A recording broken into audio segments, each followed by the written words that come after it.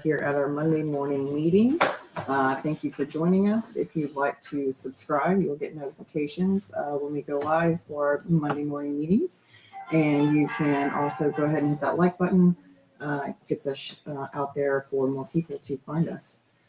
So this morning we're going to do our class on Fenton. It's just a brief overview. Fenton has a multitudinous array of designs and different types of glasses that they produced over the years. So for me to touch on all of it, we would have quite the long class. So this is just basically an overview of the company itself and a look at a few pieces. So Fenton Art Glass Company is one of the largest manufacturers of handmade colored glass in the United States and is among the foremost glass manufacturers in the world. Known for beautiful colors and patterns, Fenton Art Glass continues an American glass-making tradition with skilled glassworkers and talented decorators. Founded in 1905 by brothers Frank L. and John W. Fenton, Frank and John got their start in Martins Ferry, Ohio, by painting decorations on glassware made by nearby manufacturers.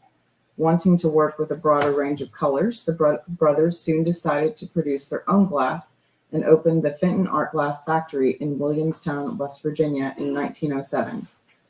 Fenton produced iridescent ware later that year in 1907, and this iridescent glass is what became known to collectors today as carnival glass. The very first piece they produced was a piece like this one. It is a water lily and cattails pattern crystal cream pitcher designed by Jacob Rosenthal, who is the factory manager and glass chemist at this time.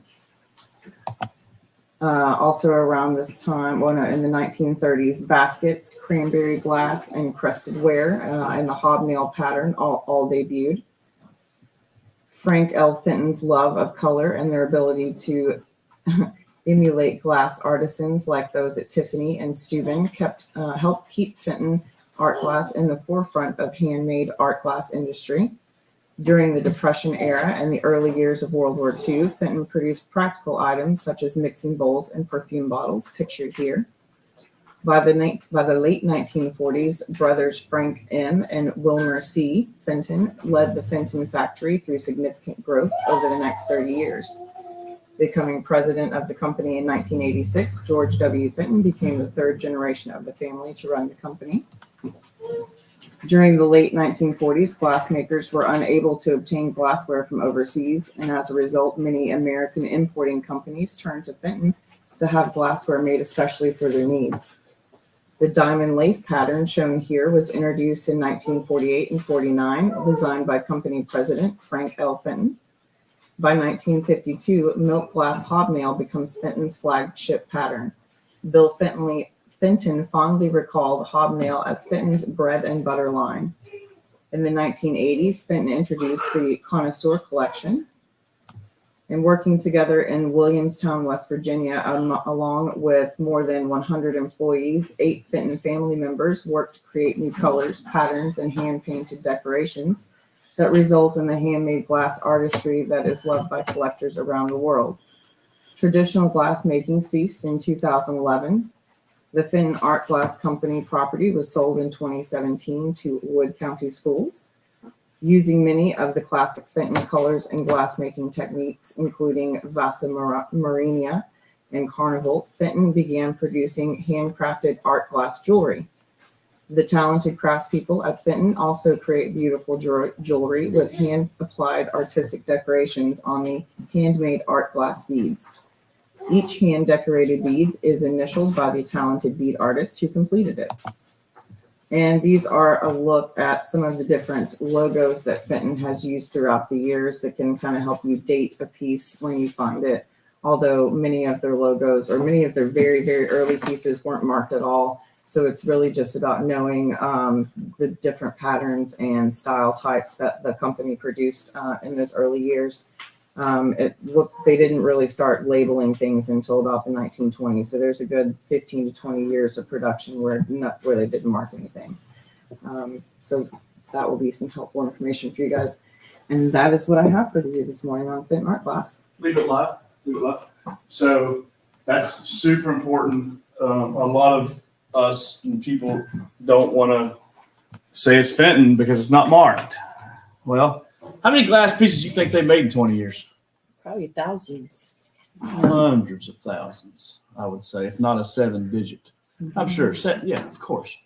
Millions of glass pieces they've made in 20 years. It's not marked. There's no real easy way to tell if it's Fenton or not.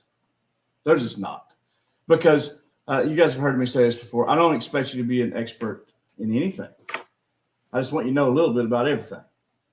And it's hard to know a little bit about glass and know if it's Fenton or not, unless it's got that little F on it. But here's the most important thing I want you to take away from this class, and Danny doesn't know I'm about to ask him this, but I can ask him about anything on the fly and he'll just tell you.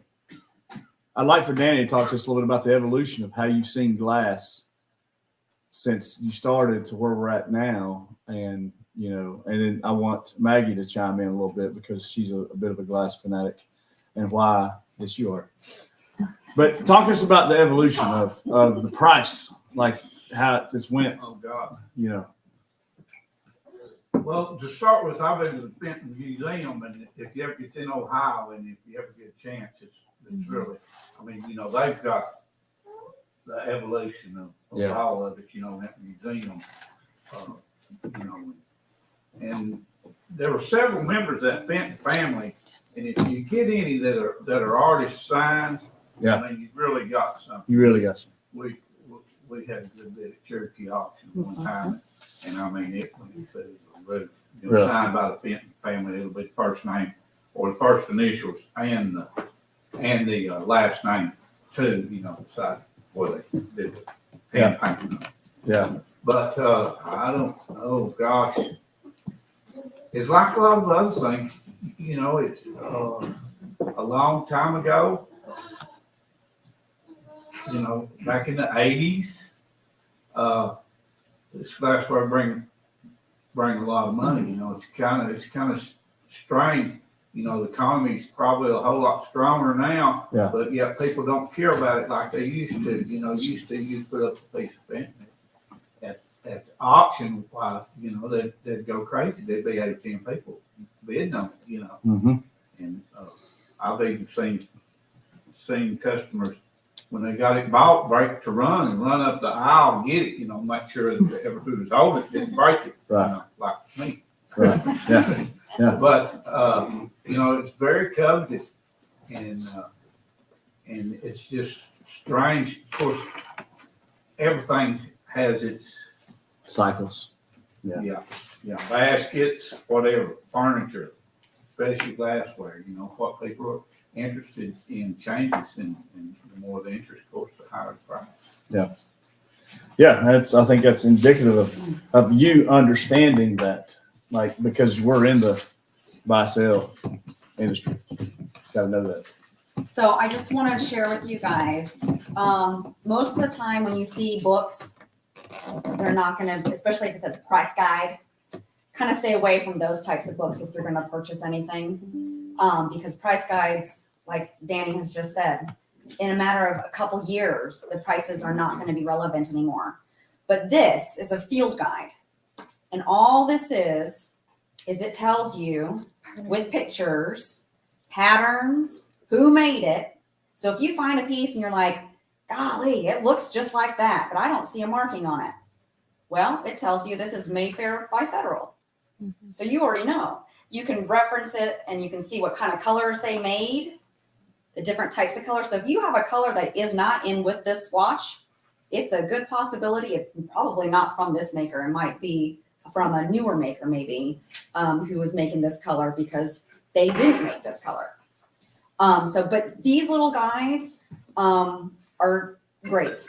I love this because you can write in it. You can write your own notes in it, right? And it's really easy to kind of reference. They have 2 different types of reference. You can just go in and look at the pictures, kind of do it that way.